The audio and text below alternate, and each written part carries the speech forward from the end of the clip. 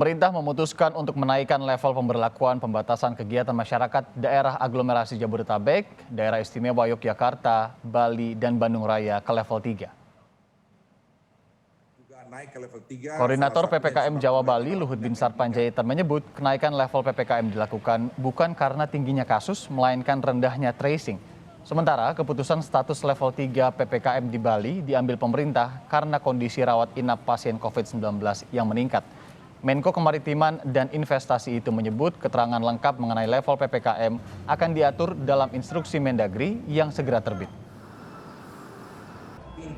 Berdasarkan level assessment saat ini, kami sampaikan bahwa aglomerasi Jabodetabek, daerah istimewa Yogyakarta, Bali, Bandung Raya, dan akan ke level 3. Hal ini terjadi bukan akibat tingginya kasus. Saya ulangi, bukan akibat tingginya kasus, tetapi juga karena rendahnya tracing. Bali juga naik ke level 3, salah satunya disebabkan oleh rawat inap yang meningkat. Sementara itu, Saudara Menteri Kesehatan Budi Gunadi Sadikin menyebut ada 3 provinsi yang tingkat penularan COVID-19-nya sudah melampaui jumlah kasus gelombang varian Delta tahun lalu, antara lain DKI Jakarta, Banten, dan juga Bali. Namun, Menkes tetap meminta masyarakat tenang karena jumlah keterisian rumah sakit dan angka meninggal dunia lebih rendah dan tetap terkendali. Memastikan bahwa sekarang sudah ada 3 provinsi yang jumlah kasusnya melebihi jumlah kasus gelombang Delta yang lalu.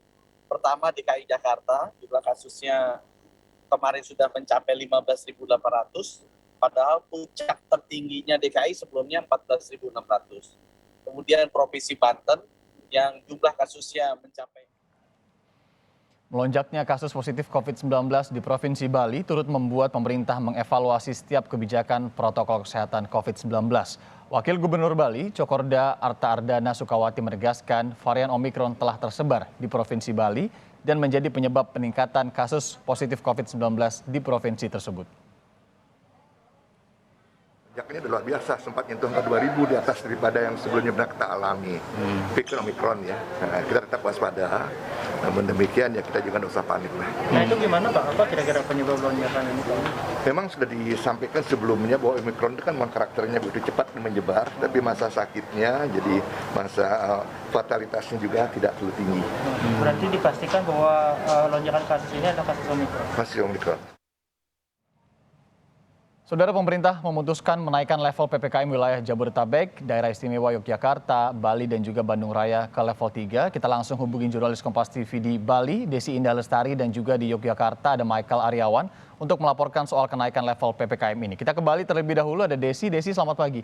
Desi, apa saja kegiatan masyarakat yang akan diperketat menyusul kenaikan level PPKM di Bali? Iya, selamat pagi Irianda dan juga saudara. Untuk PPKM level 3 per hari ini sesuai keputusan Imendagri sudah dilakukan hingga 14 Februari 2022 sesuai dengan Imendagri nomor 9 tahun 2022. Nah, untuk kepengumuman secara resmi dari Gubernur Bali juga akan dilakukan pada nanti siang, tepatnya pada pukul 15 WITA waktu Indonesia bagian tengah, Irianda. Dan untuk pembatasan kegiatan masyarakat di Bali sesuai dengan Imendagri, kita akan ada pembatasan kegiatan masyarakat di mana PTM sudah dihentikan sementara oleh Gubernur Bali sejak 3 Februari mengingat lonjakan kasus yang tinggi, dan ada pembatasan kegiatan masyarakat yakni operasional supermarket yang hanya hingga pukul 21 WITA dan juga keterisian atau jumlah pengunjung yang maksimal 60%, Irianda. Dan juga ada pembatasan untuk tempat ibadah yang juga ditetapkan hingga 60%, dan juga tempat saya berada saat ini di Pelabuhan Sanur Denpasar untuk kapasitas penumpang hanya diberlakukan 50% saja, Irianda.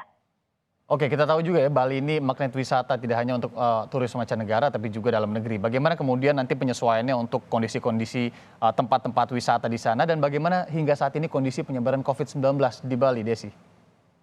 Iya, sejak sepekan lalu kasus COVID-19 di Provinsi Bali cukup meningkat tajam, yakni angkanya mencapai 2.000 lebih dalam per hari. Untuk per kemarin angka kasus mencapai 1.172 kasus baru dengan 302 sembuh dan 9 meninggal. Dan angka ini sudah termasuk menurun, namun penerapan protokol kesehatan tetap dilakukan seperti saat ini.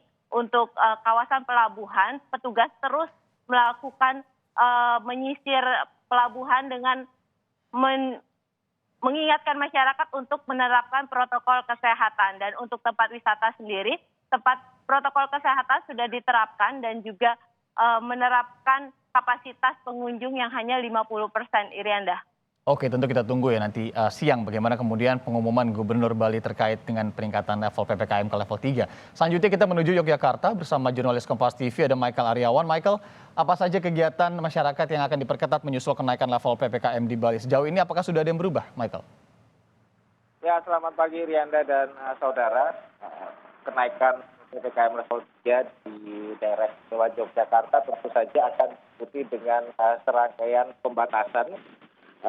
Jika kita mengingat pada PPKM level 3 di masa virus Delta lalu, penyekatan atau pembatasan terhadap kegiatan masyarakat diberlakukan di setiap kegiatan non-esensial, mulai dari perekonomian, pendidikan, dan olahraga, dan juga kegiatan seni budaya dan lain-lain.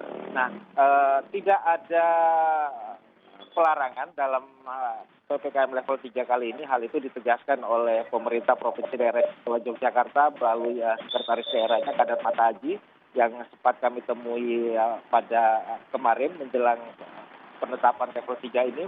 Disebutkan oleh Kadar Mata Haji bahwa nantinya hanya ada pengurangan dari kegiatan, misalnya pendidikan dari 100% menjadi 50%, kemudian di tingkat hunian hotel, kemudian di kafe, restoran, akan ada pembatasan-pembatasan dari misalnya yang sebelumnya 100% menjadi 75%, 50%, nanti menyesuaikan dengan aturan yang diinstruksikan oleh pemerintah pusat terkait PPKM level 3 ini. Nah, namun pemerintah Provinsi Daerah Istimewa Yogyakarta sendiri sebenarnya juga masih bingung dengan aturan yang baru ini. Itu diakui oleh Kadar Mata Haji. Mereka menyatakan masih akan meneliti betul aturan-aturan yang akan diberikan oleh pemerintah pusat sehingga nanti tidak berbenturan regulasi dan aturan kebijakan yang ditetapkan antara pemerintah pusat dan daerah. Irianda. Oke, Michael, bagaimana kemudian dengan penyesuaian di tempat-tempat wisata? Kita tahu Yogyakarta tidak hanya Bali tadi ya, Yogyakarta juga dikenal sebagai tempat wisata. Apakah nantinya ada pengetatan dan kapan kira-kira rencananya ini pemerintah setempat akan mengumumkan terkait dengan detail penyesuaian kenaikan level PPKM di Yogyakarta? Ya, Irianda, tentu saja dengan kenaikan level 3 ini akan berimbas pada pengetatan ulang di objek-objek wisata, kemudian di hotel, kafe, dan sebagainya. Jika kita melihat pada PPKM level 3 sebelum ini, penyekatan, pembatasan juga sudah dilakukan, namun ada satu evaluasi bahwa hal itu tidak ditegakkan dengan benar.